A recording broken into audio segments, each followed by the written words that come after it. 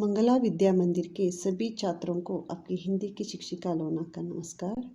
बच्चों, आज हम पढ़ने जाएंगे आपकी पाठ्य पुस्तक की जो पाठ है माँ का प्यार। इस पाठ को आज हम पढ़ने जा रहे हैं। तो पहले हम जानते हैं इसकी कवि परिचय के बारे में। जो कवि है डॉक्टर टी.जी. प्रभाशंकर प्रेमी।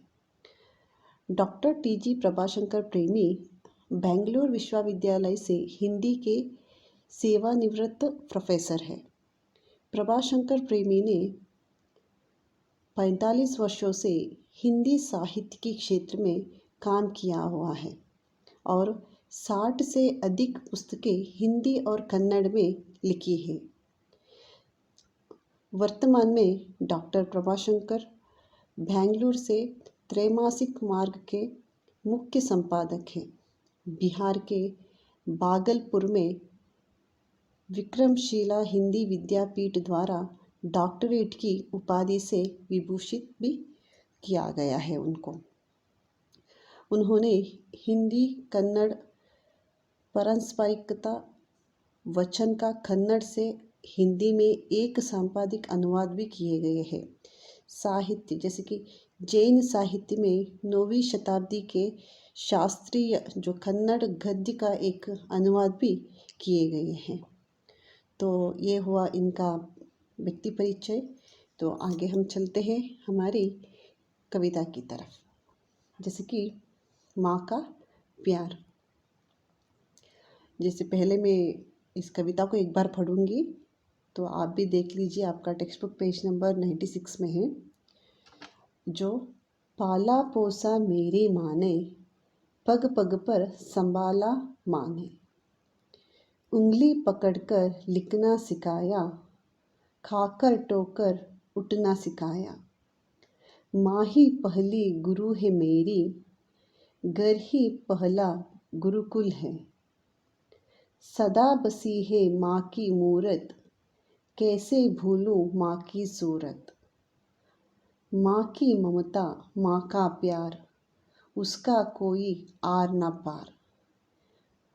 बच्चों, इस कविता में, इस एक संपूर्ण कविता में माँ का प्यार के बारे में, जैसे कि ये पाठ की, ये कविता की जो शीर्षक है जैसे कि माँ का प्यार, वो एक संपूर्ण कविता में एक माँ के बारे में कवि डॉक्टर टी.जी. प्रभाशंकर प्रेमी ने लिखी हुई है। जैसे कि वो कहते हैं, माँ पाला पोसा मेरी माँ ने। आप सभी को पता है जो बचपन में हमारी पालन कौन करते हैं? माँ करती है ना। जैसे कि पिताजी माताजी हमारे पालन पोषण करती है, उसमें से ज़्यादा जिम्मेदारी और ज़्यादा से ज़्यादा प्यार और लाड से हमें कौन पालती है? माँ पालती है। माँ क्या करती है? पाला पोसा मेरी माँ ने। पोसना मतलब क्या है? पोषण करना, जो बच्चों की देखभाल करना। पग पग पर संभाला माँ ने। पग पग पर मतलब कदम कदम पर। जो बच्चा छोटा सा नन्हा सा प्यारा सा बच्चे को रोज़ बर रोज़ उनकी देखभाल करना, उसको अच्छे से ख्याल रखना, हर बार उनके साथ रहना, वो सब कौन करती है? माँ करती है। पग पग पर मतलब कदम कदम पर, बच्चे का हर एक कदम पर, हर एक समय पर माँ उनको संभालती है। उंगली पकड़कर लिखना सिखाया, उंगली पकड़कर लिखना सिखाया, खाकर टोकर उठना सिखाया। उंगली पकड़कर लिखना सिखाया मतलब जो हम जैसे कहते हैं, घर से हम जैसे पहले जो माँ रहती, माँ हमारी पहली गुरु है, जो हर चीज़ सिखाती है, जो अच्छा क्या है, बुरा क्या है, क्या सही है, क्या गलत है, इन सब चीज़ों को पहले हम घर से सीख कर आते हैं। तो हमारे घर में रहने वाली माँ है, हमारी पहली गुरु है।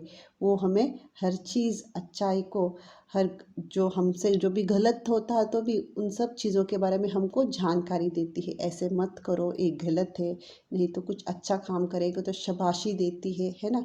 सब कुछ माँ सिखाती है। उसी तरह उंगली पकड़ कर लिखना सिखाया, घर में हमको लिखना सिखाया। खाकर ठोकर मतलब टोकर खाना मतलब चोट खाना, कहीं पे कुछ चोट खाने पर भी हमको फिर से क्या करते हैं? अभी किसी चीज़ से आप डर जाते हो घर पे, तो उन्हीं सब चीज़ों पे डरते रहते हो क्या आगे भी? नहीं। क्या होता है, माँ बताती है नहीं बेटा इन सब चीज़ों से डरने का कोई ज़रूरत नहीं, तुम्हें इन सब डर से आगे निकल कर बढ़ना है करके इन सब चीज़ों को हमको हिम्मत देती है माँ, है ना। ऐसी कोई छोटी मोटी ठोकर खाने पर भी उन सब से उठकर हमें आगे बढ़ने के लिए हिम्मत माँ देती है। माँ ही पहली गुरु है मेरी, घर ही पहला गुरुकुल है। माँ हमारी पहली गुरु है, जैसे मैं पहले कह चुकी हूँ। घर में जो पहले से जो हम घर पे सीख के आते हैं, कौन सा चीज़ अच्छा है, कौन सा चीज़ बुरा है, क्या सही है, क्या गलत है, इन सब चीज़ों को हमें हमारी माँ सिखाती है।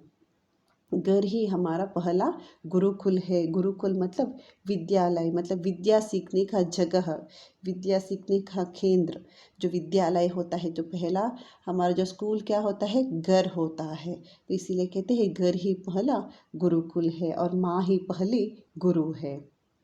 सदा बसी है माँ की मूरत, कैसे भूलूं माँ की सूरत। देखो, जो हर एक बच्चे का मन में, एक बच्चा छोटे से बड़ा हो जाए, कितना भी उम्र हो जाए उसका, वो कभी भी अपना माँ को भूलते नहीं है। सदा बसी है माँ की मूरत, मूरत मतलब मूर्ति, जो सूरत, जो माँ का चेहरा है। कौन सा भी बच्चा कभी भी अपनी ज़िंदगी में, कभी भी अपनी लाइफ टाइम में, कौन सा भी बच्चा अपनी माँ की मूरत, सूरत या उनकी काम, उनकी जो सेवा है, उनका प्यार है, उसको कभी भी भूलते नहीं हैं। कैसे भूलूँ माँ की सूरत। देखो, माँ के चेहरे को मैं कैसे भूल सकती हूँ, कभी नहीं होगा। जो इतना प्यार से हमें संभाला है, इतना मुश्किलों के बावजूद भी संभाला है, और ऐसी माँ को हम कभी भी भूल नहीं सकते हैं। माँ की ममता, माँ का प्यार, उसका कोई आर ना पार। देखो, माँ की ममता, माँ की ममता प्यार कैसा रहता है, उसका कोई आर ना पार। आर ना पार मतलब कोई सीमा नहीं है, उसका कोई हम कंपैरिजन भी नहीं कर सकते। माँ की जो प्यार है, माँ जो हमें प्यार देती है, हमें संभालती है, हर घड़ी हमारे साथ रहती है, उसका कोई, हम किसी के साथ तुलना भी नहीं कर सकते हैं। साथ में उसका कोई सीमा भी नहीं है ना। अनकंडीशनल लव करके जो हम कहते हैं, वो सिर्फ माँ का प्यार होता है। तो बच्चों, ये हमारी कविता थी माँ का प्यार। एक बहुत सुंदर, एक माँ के ऊपर, एक स्त्री के ऊपर लिखी हुई एक कविता है। Doctor T.G.. प्रभाशंकर प्रेमी द्वारा लिखी हुई यह कविता है। इस कविता की जो संबंधित मैं कक्षा कार्य आपको मैं भेज दूंगी। उसके साथ में कुछ प्रश्न उत्तर है, वो भी एक बार हम देख लेते हैं। जैसे कि माँ ने क्या क्या सिखाया है, जैसे कि पढ़ना लिखना, मुश्किलों से सामना करना, है ना। हर हम मुश्किलों से सामना करना, ये सब चीज़ कौन सिखाती है, हमें माँ सिखाती है। दूसरों से कैसे रहना है, समाज में कैसे रहना है, घर में बड़ों को आदर कैसे देना है, बाहर जाने पर हम दूसरों को, बड़ों को कैसे आदर सम्मान करना है, ये सब हम घर से सीख के आते हैं। कौन सिखाते हैं हमें, सब माँ सिखाती है। बाद में दूसरा प्रश्न देखते हैं, पहला गुरु कौन होता है। पहला गुरु कौन होता है, माँ होती है। माँ ही हमको परिचय करा के देती है ना। अभी हर किसी को परिचय कराती है ना, ये तुम्हारे पिताजी है, तुम्हारी बहन है, भाई है करके बोल के हर किसी का परिचय करा के देती है। हर एक चीज़ को, एक नया, एक छोटा सा बच्चा, नन्हा सा बच्चा पैदा हुआ, धीरे धीरे हर एक चीज़ को संभालने लगा, सुनने लगा, चीज़ों को जानने लगा। तो उसके बाद में उन सब चीज़ों को कैसे जानकारी मिलती है, देख कर जानकारी मिलती है। और माँ बताती है ये क्या है, इसको कैसे इस्तेमाल करते हैं करके, है ना, कैसी बात करते हैं। उन सब चीज़ों को हम कहाँ से सीखते हैं, अपने माँ से सीखते हैं। तो पहला गुरु कौन हो गया हमारा, पहला गुरु हमारी माँ हो गई। तो नेक्स्ट आपका क्वेश्चन है, पहला गुरुकुल कौन सा है। घर ही हमारा पहला गुरुकुल है। किसका कोई आर पार नहीं है, जो माँ की ममता, माँ की प्यार का कोई आर पार नहीं है, कोई सीमा नहीं है। तो बच्चों, इसकी आगे की जो अभ्यास करी है आप खुद कर सकते हो। यहाँ पर है जो कुछ पंक्तियाँ, कविता की कुछ पंक्तियाँ हैं, उसकी पूरी करना है और शब्द बनाना है, वो भी है। इन सब चीज़ों को आप कर लीजिए। साथ में कविता की कंठस्थ करने के लिए कहे, मतलब बाहट करना है। इस कविता की कंठस्थ कीजिए और इसके संबंधित कक्षा कार्य में आपको PDF के द्वारा भेज दूँगी। तो बच्चों, साथ में हम पढ़ेंगे आज पत्र लेखन के बारे में। आज हम थोड़ा बहुत जानकारी भी लेंगे। तो आप सोच सकते हैं, तो पत्र लेखन किसे कहते हैं, है ना। पत्र लेखन, पत्र लेखन मतलब लेटर राइटिंग। लेटर राइटिंग को हम क्या कहते हैं, पत्र लेखन कहते हैं। जो पत्र लेखन की आवश्यकता क्या है? दूर रहने वाले अपने संबंधियों अथवा मित्रों की कुशलता जानने के लिए और अपनी कुशलता का समाचार उनको देने के लिए हम पत्र लिखते हैं, है ना।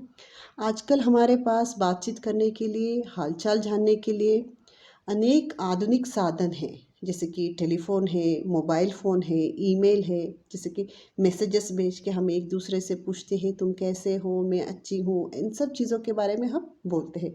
पर पत्र का क्या प्रयोजन है? प्रश्न यहाँ उठता है कि फिर भी पत्र लेखन सीखने का क्या आवश्यकता है ना। पत्र लिखना महत्वपूर्ण ही नहीं, अत्यंत आवश्यक भी है। जैसे कि फ़ोन में बातचीत करके हम एक लिखित रूप में कुछ भी चीज़ हम नहीं दे सकते हैं, वहीं पर हम पत्र लेखन में एक लिखित रूप में हम एक लेटर लिख सकते हैं। लिखित रूप में हम किसी चीज़ों के बारे में लिख सकते हैं। अभी जैसे कि आप स्कूल में या विद्यालय में एक दिन का छुट्टी लेंगे, तबीयत खराब है या कहीं पे जाना होगा, तो आपको क्या करना पड़ेगा? सिंपल से फ़ोन करने से हो जाएगा? नहीं, वहाँ पर भी क्या बोलेंगे? आपको एक लेटर देना पड़ेगा, है ना। एक लेटर देने के लिए कहते हैं, एक प्रार्थना पत्र लिखने के लिए कहते हैं, रिक्वेस्ट लेटर लिखने के लिए कहते हैं। तो उन सब समय पर हमें क्या होता है? हमें पत्र लेखन का आवश्यक होता है, इसीलिए हमें पत्र लेखन सीखना ज़रूरी है। जैसे कि यहाँ पर आप देख सकते हैं, पत्र लेखन एक कला है, इसलिए पत्र लिखते हैं समय पत्र में सहज, सरल तथा सामान्य बोलचाल की भाषा का प्रयोग करना चाहिए। मतलब पत्र लेखन में हमेशा सरल भाषा का उपयोग करना ज़रूरी है, जिससे पत्र को प्राप्त करने वाला पत्र में व्यक्त भावों को अच्छी प्रकार से समझ सके। क्योंकि यहाँ पे सरल भाषा की उपयोग क्यों करना चाहिए? क्योंकि जो पत्र पढ़ने वालों को इस पत्र में रहने वाले जो विचारों को जानने के लिए आसानी होना चाहिए, इसीलिए हमें हमेशा क्या करना चाहिए? सहज और सरल रूप से हमें पत्र लिखना चाहिए। पत्र लेखन के माध्यम से हम अपने भावों और विचारों को व्यक्त कर सकते हैं। हमारे विचारों को, हमारी भावनाओं को, हमें जो बोलना है करके हम जो सोच रहे हैं वही हमारे विचार है, उन सब चीज़ों को हम क्या कर सकते हैं? व्यक्त कर सकते हैं। तो बच्चों, आगे हम देखते हैं पत्र लेखन में कितने सारी टाइप्स है, जो कितने सारे भेद है करके। जैसे कि दो वर्ग है, वो है एक औपचारिक पत्र और अनौपचारिक पत्र। पत्र लेखन में दो प्रकार है या दो वर्ग है, वो है पहला वाला है औपचारिक पत्र और अनौपचारिक पत्र। अभी हम पढ़ेंगे, हम पहले औपचारिक पत्र के बारे में पढ़ेंगे। जैसे कि फॉर्मल लेटर करके आप जो कहते हैं वो अंग्रेजी में, उसे हम क्या कहते हैं हिंदी में? औपचारिक पत्र कहते हैं। तो अभी हम देखते हैं औपचारिक पत्र मतलब क्या है। जैसे कि आपको दोनों तरह की पत्र लेखन के बारे में जानकारी लेना ज़रूरी है। औपचारिक पत्र क्या है और अनौपचारिक पत्र क्या है। तो पहले हम पढ़ेंगे औपचारिक पत्र के बारे में।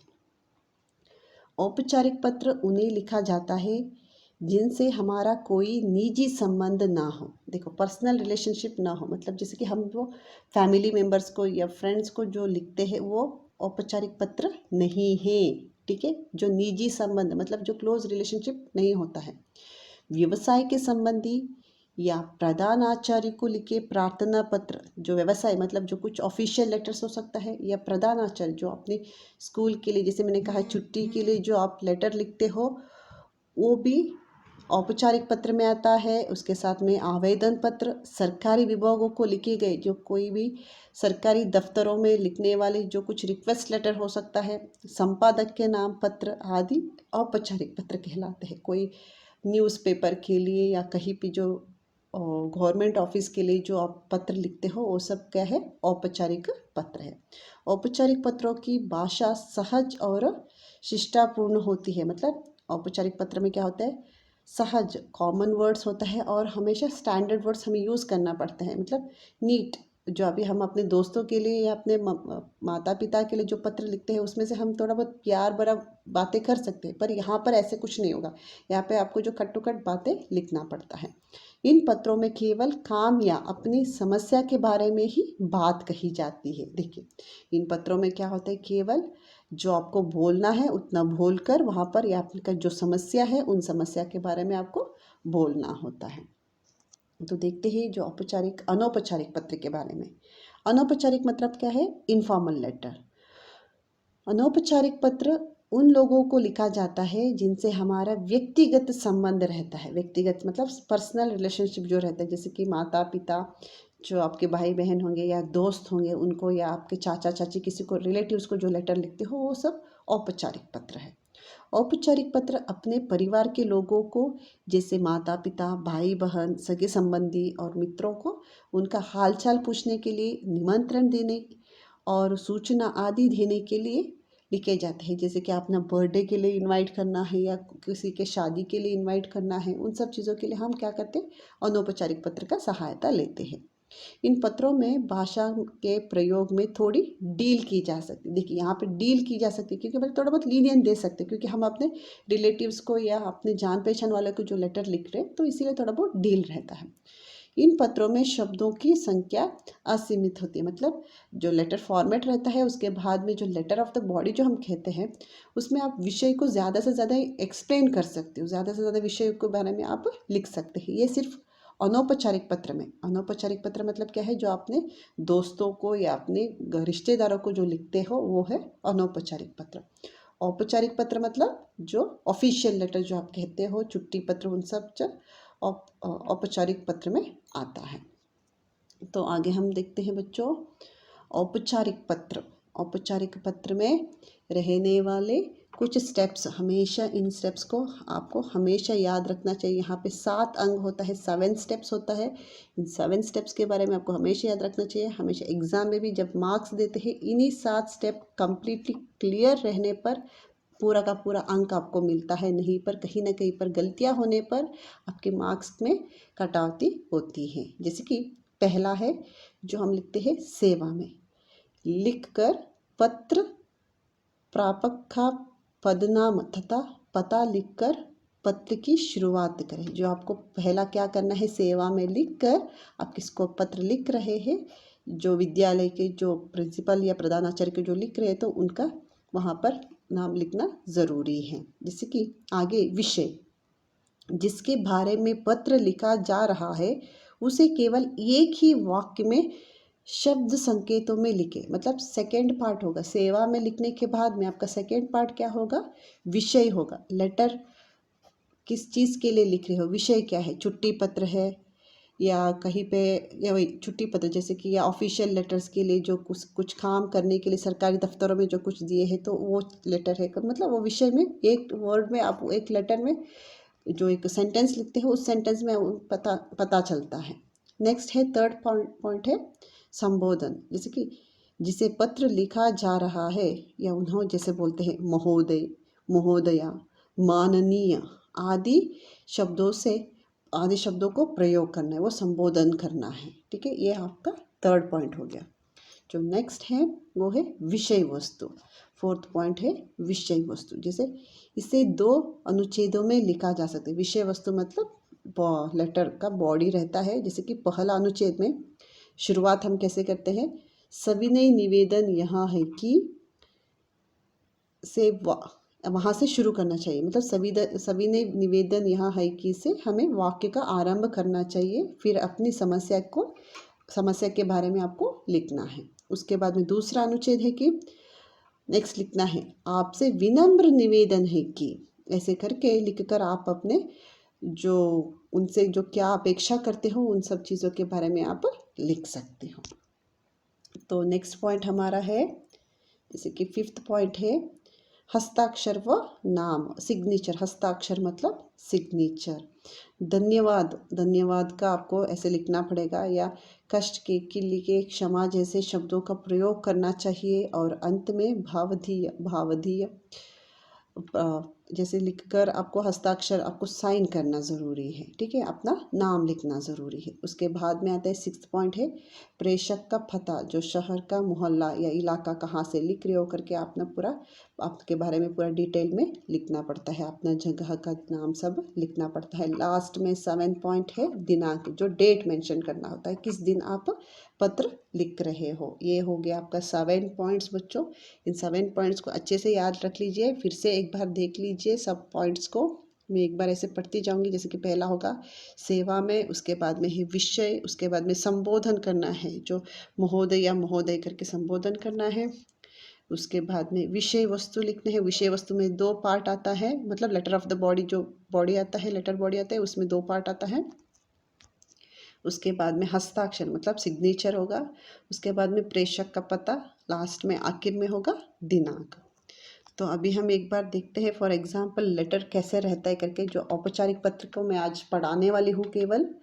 जैसे कि आप देख सकते हैं औपचारिक पत्र के एक उदाहरण यहाँ पर है। जैसे कि प्रधानाचार्य को लिखे गए प्रार्थना पत्र का एग्जाम्पल जैसे कहते हैं। जैसे कि सेवा में लिख के प्रधानाचार्य, आप किसको लिख रहे हो, प्रधानाचार्य जो प्रिंसिपल को मेंशन करें तो प्रधानाचार्य करके लिखना है। या विद्यालय का नाम सेवा में लिखेंगे आप पहले, उसके बाद में प्रधानाचार्य लिखेंगे, उसके बाद में आप कौन सा विद्यालय में पढ़ रहे हो उस विद्यालय का नाम और पता, एड्रेस, नेम और एड्रेस लिखेंगे। उसके बाद में आएगा विषय, पत्र लिखने की कारण, किस कारण से आप उस पत्र लिख रहे हो उसको लिखेंगे। उसके बाद में लिखेंगे महोदय जी करके आप लिखेंगे।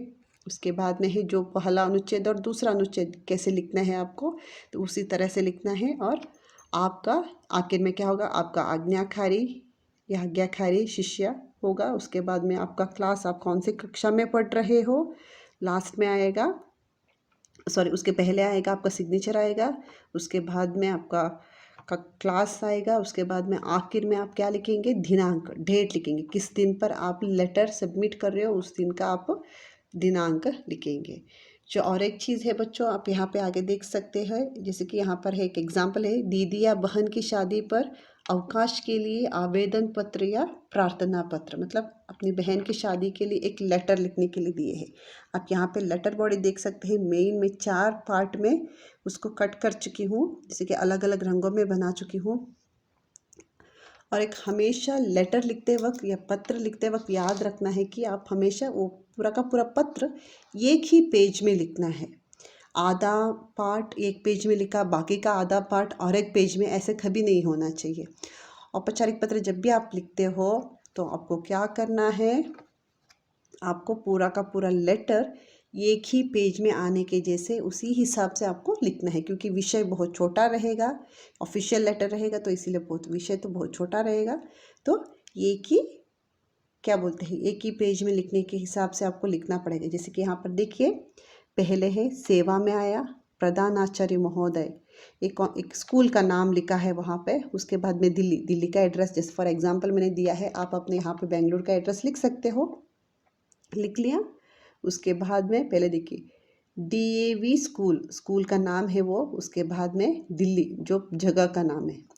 और ये चीज़ याद रख लीजिए, जो विषय आप लिखते हो ऊपर की तरफ एक लाइन छोड़ना है और विषय लिखने के बाद में और एक लाइन छोड़ना है। सेवा में लिखने के बाद में वहाँ पे बीच में कहीं पे भी लाइन नहीं छोड़ेंगे। उसके उपरांत थोड़ा बहुत गैप ऊपर की तरफ एक लाइन छोड़ना है और विषय लिखना है। उसके उपरांत नीचे की तरफ और एक फिर से एक लाइन छोड़ना ज़रूरी है। जैसे कि विषय, बहन की शादी के लिए अवकाश प्रदान हेतु प्रार्थना पत्र। देखिए एक ही वाक्य में संपूर्ण विषय पता चल जाता है कि अपनी बहन का शादी है, इसीलिए अवकाश मतलब जो रिक्वेस्ट कर रहे हैं कि थोड़ा बहुत दिन का छुट्टी चाहिए करके, जो लिव लेटर लिख रहे हैं करके, है ना।